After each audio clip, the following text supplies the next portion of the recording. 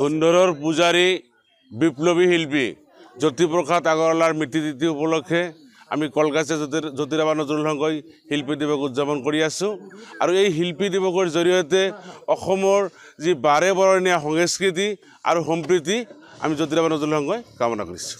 জ্যোতিৰাবা নজৰুল সংঘৰ উদ্যোগত আমি দিনবৰা কাৰ্যসূচীৰে শিল্পী দিৱস উদযাপন কৰিবলৈ ওলাইছোঁ।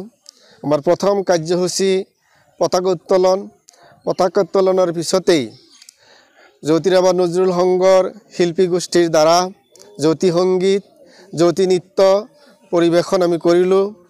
যে আপোনালোকে সকলোৱে জানে যে গোটেই অসমত আজিৰ দিনটোত উলহ মালহেৰে যি জ্যোতি দিৱস উদযাপন কৰা হৈছে বা শিল্পী দিৱস উদযাপন কৰা হৈছে, আমিও জ্যোতিৰাবা নজৰুল সংঘই প্ৰতিষ্ঠা লাভৰ পৰাই প্ৰতি বছৰেই এই শিল্পী দিৱস বিভিন্ন কাৰ্যসূচীৰে উদযাপন কৰি আহিছোঁ।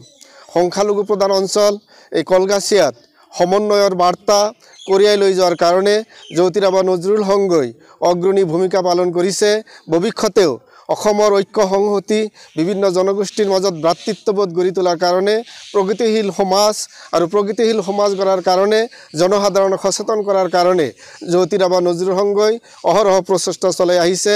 আমি গোটেই অসমবাসীক এই সুযোগতেই আহ্বান জনাইছোঁ, অসমত যি সাম্প্ৰদায়িক উত্তেজনা এতিয়া বিয়পি পৰি আছে তাৰ বিপৰীতে জনসাধাৰণৰ মাজত ঐক্য সমন্বয় গঢ়ি তোলাৰ কাৰণে সকলোৱে আগবাঢ়ি অহা উচিত।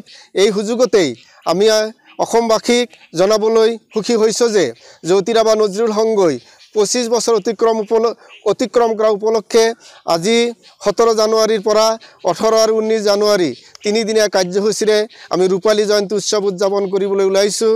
আৰু এই ৰূপালী জয়ন্তী উৎসৱ উপলক্ষে 18 জানুৱাৰীত জ্যোতিপ্ৰসাদ আগৰৱালাৰ কন্যা জ্ঞানশ্ৰী আগৰৱালা পাঠক আমাৰ কলগাছিয়ালৈ আহিব।